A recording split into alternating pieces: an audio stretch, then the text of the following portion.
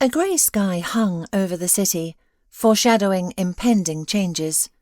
Tyler sat behind the wheel of his used car, nervously tapping his fingers on the steering wheel. The traffic lights seemed frozen in red, and the stream of pedestrians showed no sign of ending. "When will they ever end?" he muttered, glancing impatiently at his watch. Being late for a client meeting was a luxury he couldn't afford, especially after his recent demotion to a low-level insurance agent. Suddenly his attention was drawn to a luxurious SUV that stopped in the adjacent lane.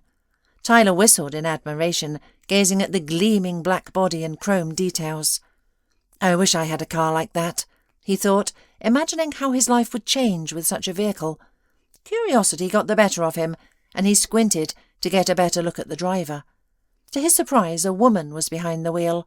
Probably some sugar baby of a rich old man, he thought bitterly, but then froze as he recognised the familiar profile. It was Diana, his ex-wife, the same Diana he had kicked out of his life 3 years ago, leaving her penniless. Tyler felt the ground shift beneath him. How could this be?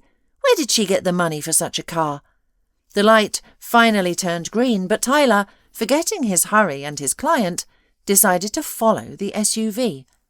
Driven by a mix of curiosity and envy, he steered his old car after the shiny Jeep, unaware that this day would change his life forever. Diana, his ex-wife, was a creative soul. They had met when she came to the company, where he worked, to paint a mural on the wall. She was charming, happy, and always covered in paint. Who would love to look at that? Let alone pay for it. If it were up to him, he wouldn't pay a dime for it. But Tyler told Diana a different opinion. What started as a short fling turned into a long-term relationship. Tyler wasn't sure how it happened, but he was content. Diana was pleasant to be around, had her own opinions, but was utterly naive and clueless about people. Eventually, Tyler decided she was suitable for marriage. He went all out with the proposal, arranging a romantic dinner on the office rooftop with candles and expensive wine. Diana, with her naive eyes and wide smile, confidently said yes, and an elegant ring adorned her finger. They decided to celebrate their wedding at a hotel, which Tyler later regretted. He had invited not only family and friends, but also his bosses and colleagues. But Diana's boisterous friends didn't fit in at all. Their mere presence made the groom blush and avoid his boss's disapproving glances. But Diana seemed oblivious, laughing loudly with her friends. "As soon as the celebration ends, I'll forbid her from seeing these friends," Tyler thought. "She's my wife, and I don't want these savages in my house." Surprisingly, Diana calmly accepted Tyler's decision, though she insisted on meeting her friends outside the home. "Tyler, dear, I can't just cut people off I've known half my life because you don't like them. That's silly. I don't like some of your friends either, but I don't complain," she said.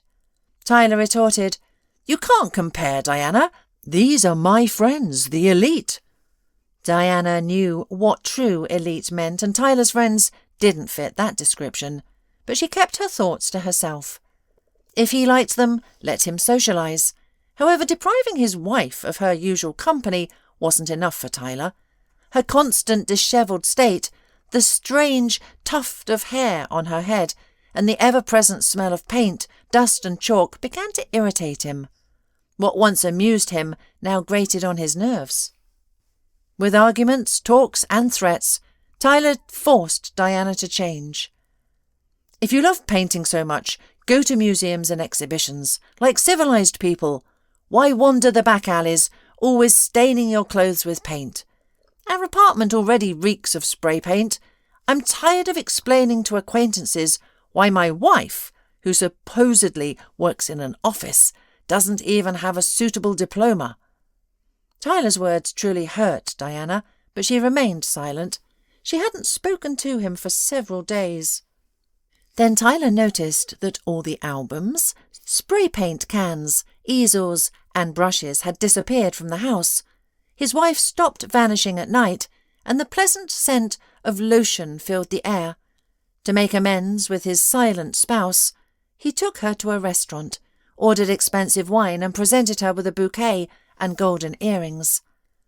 Diana looked absolutely stunning in her burgundy-fitted dress and new hairstyle. "Look at us," he said. "What a beautiful couple we make." He gently embraced her and turned her towards the enormous mirror. "This is what I was talking about," he said. "You truly look like my wife now. You're so much better, and we can find a hobby more befitting our status." Diana said nothing in response. She stared intently at her reflection, feeling a sense of disconnect. The woman in the mirror was not her. However, she took note of his words.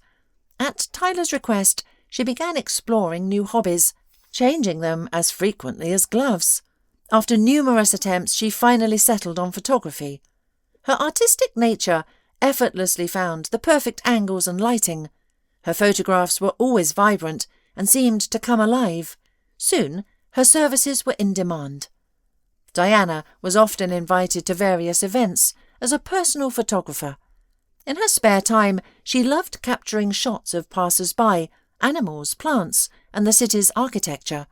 Tyler, however, was not pleased with her newfound passion. He found it irritating how she excelled in her hobby. To him it seemed like a waste of time. Conversations with her became dull, always revolving around her work. He wondered why his acquaintances admired her achievements. What was there to praise? Taking photos? Anyone could do that with a phone these days. He often lamented this to himself. As their feelings for each other waned, Tyler took a desperate step and started an affair. This new woman was everything he had dreamed of, elegant, regal, and confident in her significance. No more silly hobbies or strange friends. Everything was always in order, simply perfect. Diana only found out about the divorce when she received the papers. Tyler revelled in seeing the shock on his ex-wife's face. "You have a day to collect your rags from the house," he said after their marriage was finished. Diana didn't argue. She simply nodded and left. Tyler never bothered to check on her life after that. He was too preoccupied with his new lover, Scarlett. Scarlett was always impeccably dressed. Tyler never saw her without makeup or in casual lingerie. His new mistress consumed his life. She took him to exhibitions, museums, restaurants, and various corporate events. And she never stopped asking for money, for cosmetics, clothes, shoes, or another handbag. "I need to keep up my appearances," she would say. With a satisfied smile, Tyler indulged her every request, lavishing her with time and money. Sometimes he longed for the past, where the undemanding and naive Diana would wait for him at home with dinner ready, where he could come home, loosen his tie and relax on the couch in his office attire. But now, seeing Diana again, he barely recognised her. How could she have changed so dramatically? It had only been 3 years. Without thinking, he followed his ex-wife's car. He expected her to head home to the small one-bedroom apartment she used to live in. But the car turned in the opposite direction, towards an area Tyler had only heard about, a district with luxurious mansions. Soon they arrived at a grand gate that opened automatically for the SUV. Diana stepped out, handed the keys to a man, and walked into the house. Tyler parked his car nearby and, driven by a strange feeling, followed her. As he entered the courtyard, he was struck by a mix of admiration and envy. A vast 2-story mansion with a spacious yard, a pool, and security guards who, for some reason, ignored him. Tyler, without hesitation, headed into the building after his ex-wife. Diana was in the spacious lobby, conversing with a young man and woman. When they noticed him, Diana said, "Thank you, you may go, I'll catch up with you later." She turned and slowly walked towards her former husband. "Who would have thought fate would surprise me like this? Are you here on business or just curious?" "Well, look at you, back on your feet so quickly. It's difficult to believe. How did you manage to achieve all this so fast? And how did you afford such a car and a luxurious home?" Diana smirked. "So it's envy that brought you here? Well, come on, I'll tell you everything." Diana led Tyler into a cosy room with soft armchairs and a coffee table. They were immediately offered drinks. "Have a seat." Diana gestured to a chair. Tyler still couldn't contain his astonishment. He couldn't believe that his ex-wife was living surrounded by all this splendour. "You're lying. You can't live here as the owner." "But I do, my darling husband. You might not know this, but some photos are auctioned off for unimaginable prices." Tyler nearly choked on his surprise. "And I got lucky. Several of my works sold for enormous sums. This happened after the divorce. I discovered not only my talent as an artist and photographer, but also my entrepreneurial spirit. I decided to try my hand at business." Diana gestured around the room. "All this is mine. This mansion is my nest, my photography studio. The most talented masters come here to learn. We don't just create professional photo shoots, we also do advertising, organise exhibitions, and conduct classes for everyone. You could say you played a part in my success." Tyler was left speechless, consumed by envy. "You tried to break me, to shut down everything in my life, erasing my individuality. But I did things my way, as I saw fit. I became stronger, like an iron lady. So thank you. Now I need to go. You can find your own way out." Diana stood up and left the room without another word. Left alone with his thoughts, Tyler rose and paced around the room.